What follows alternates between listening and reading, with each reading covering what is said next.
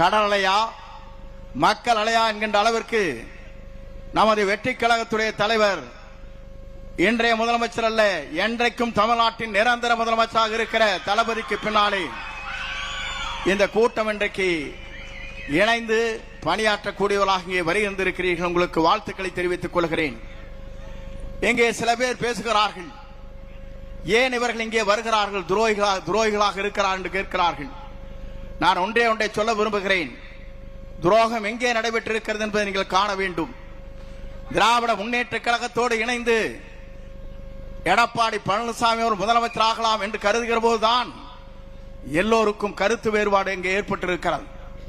தன்னுடைய பதவியை ராஜினாமா செய்துவிட்டு இன்றைக்கு வருகிறார் என்று சொன்னால் வெற்றி கழகத்துடைய தலைவர் தளபதியை நம்பினால் மட்டும்தான் நாடு வாழும், நாட்டு மக்கள் வாழ்வார் என்ற நம்பிக்கையோடு தான் இங்கே வருகின்றிருக்கிறார்கள்.